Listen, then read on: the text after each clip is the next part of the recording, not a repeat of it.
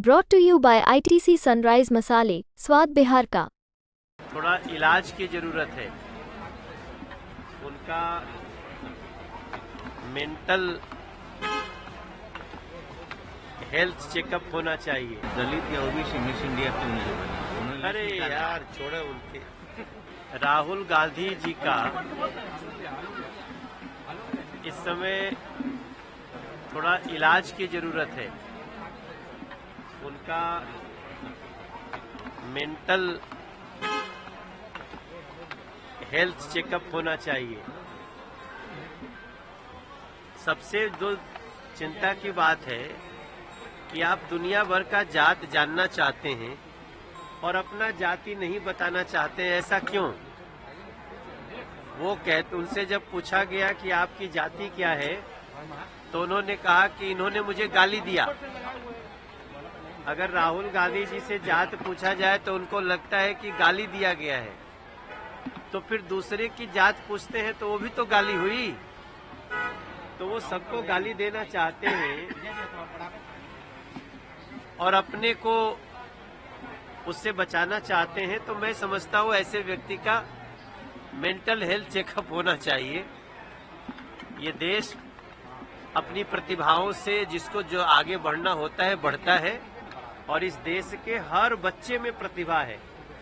जरूरत है समय पे उस प्रतिभा को तराशने की, लेकिन पता नहीं, चूंकि इन लोगों को इतना दिन से सत्ता में रहने का आदत हो गया था राहुल जी को, कि सत्ता से निकलने के बाद वैसे ही तड़प रहे हैं जैसे मछली को पानी से निकाल दो। पेंशन पॉलिसी सर पास कर दी गई है। इस देश के जितने सरकारी केंद्रीय कर्मचारी हैं, सरकारी कर्मचारी हैं, उन लोगों का एक लंबे समय से ये डिमांड था कि हमारा सेंट्रल पेंशन स्कीम को जो पुरानी थी वही लागू किया जाए।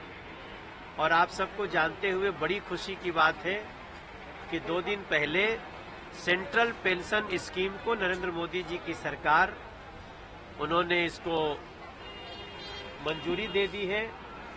अभी हम और ललन सिंह जी साथ में ही आए फ्लाइट से, वो भी बहुत प्रसन्नता व्यक्त कर रहे थे।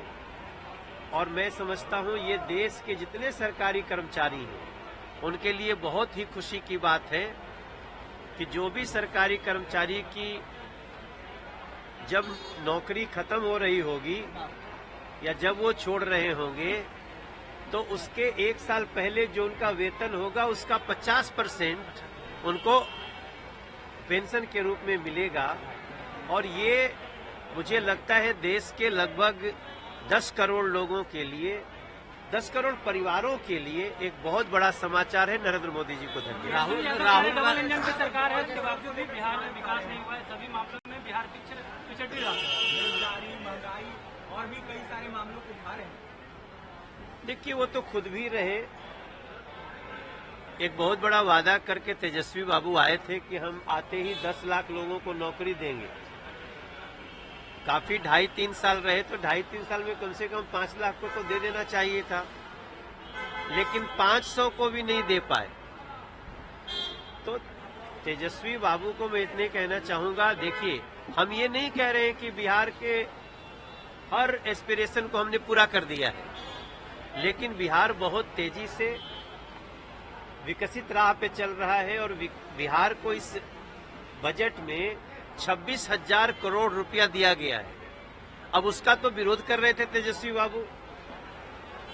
आप अगर विपक्ष में हो के भी बिहार के समर्थक हैं तो बिहार में जो इस बजट में स्पेशल दिया गया है, टोटल देखेंगे तो करीब 48,000 करोड़ का इसी बजट में है।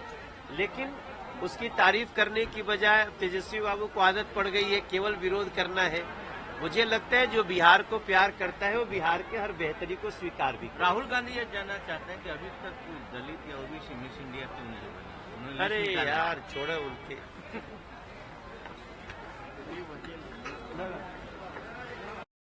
राहुल गांधी आजकल कास्ट सेंसस की बात कर रहे हैं, बोलते हैं मैं सरकार में आऊंगा तो कराऊंगा। क्या ऐसा लगता है 5 साल से पहले कुछ हो पाएगा उनको? ये राहुल गांधी जी वही हैं ना जो प्रधानमंत्री का भी पन्ना फाड़ दिया करते थे और प्रधानमंत्री को क्षमा मांगना पड़ता था। मनमोहन सिंह जी की सरकार में राहुल गांधी जी का तो बहुत बड़ा कद था, तब आपने काम क्यों नहीं कर दिया? और सबसे बड़ी बात है कि आप देश को जातियों में क्यों बांटना चाहते हैं? ये देश में जाति पाति से ऊपर उठ के ये देश चलेगा तब विकास में जाएगा। बाकी तो जिसकी जो जाति है वो है, किसी की जाति छुपी नहीं। सब आधार कार्ड रखता है तो उसमें लिखना ही पड़ता है कौन कौन सी जाति है। मान लीजिए जो एससी कम्युनिटी से है उनको एससी का रिजर्वेशन मिल रहा है, जो ओबीसी है ओबीसी का रिजर्वेशन मिल रहा है, जो जनजातीय समाज से है उनको रिजर्वेशन मिल रहा है।